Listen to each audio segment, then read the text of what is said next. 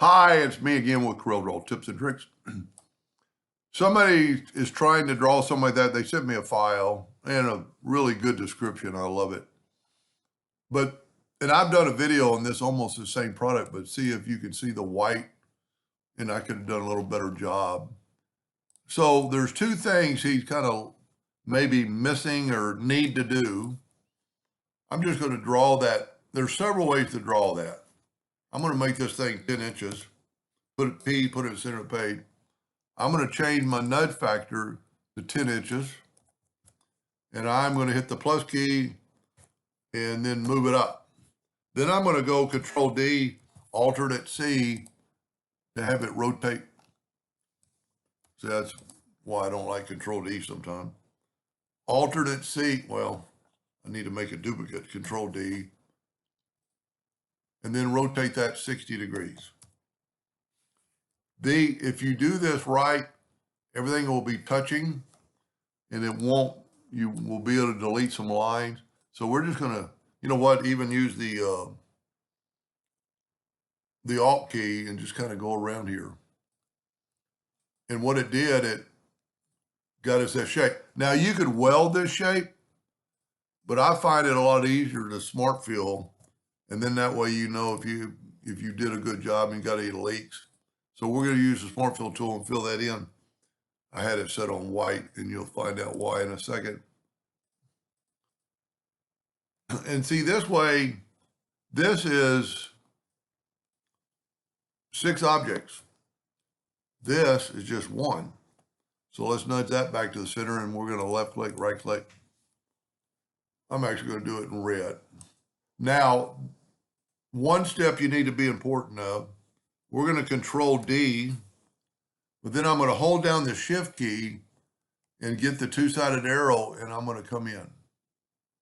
You want this to be exact copy, and you want it to be exactly where it is in the center. So we're going to take a 2-point line, and I'm going to go from that node to that node, and that node to that node. And now I'm going to nudge that V out of the way. I'm going to take this, I'm going to go to Effects and Contour. I'm not going to contour. No, you know what? Sorry. I'm going to go to Blend. I'm not going to blend it as many times this time to make it a little bit quicker for the video. Now, the problem he's having is that these lines aren't touching. So the first reason, even if you bring this over, we'll make this black. If you bring this over and you start filling in, let's say black or blue, and we're going to get the one that's going to leak to all the other ones. And wouldn't you know it, it didn't do it that time. That is so weird. I must have just been perfect. So my suggestion on this for sure, let's just back up here in the way I got it to work, because mine did leak. Well, there's no way those don't leak. Oh, I do have the line. My line just happens to be perfect. But see, like that one right there should be leaking. Let's try that again. There we go. See, that's leaking. So there's maybe possibly 2 reasons. This is still a blend, so go break the blend apart. And then I would not weld it together, but I'd go in and group it together. And then you could still have leaks even with these lines. And hopefully maybe we will or will not. Well, I can't get it to leak. So what I'm going to do is I'm going to show him because his is leaking. Take these lines and let's make them just a half a point. Let's make them black. But then let's go to Object and convert the outline to an object. And then we'll still have to go and right click and make it black. What that did, it made it a little bit wider. So now we're going to fill in every other one in black.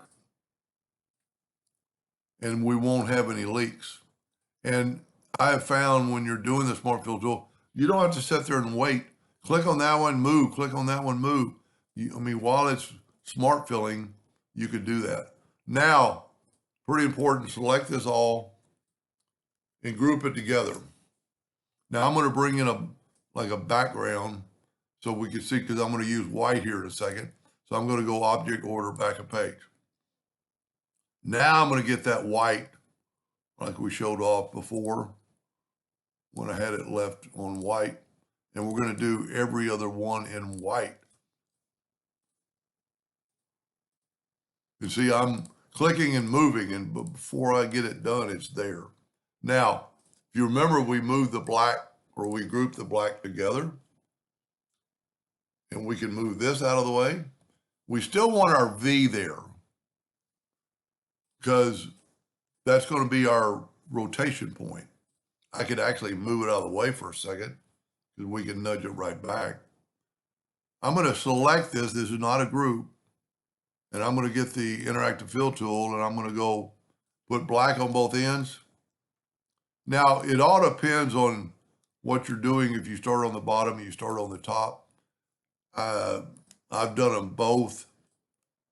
And see, we just want a little bit of black. I'm going to call that good. Now get your pick tool and click off of it.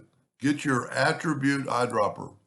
Take a sample of that and put it in this one.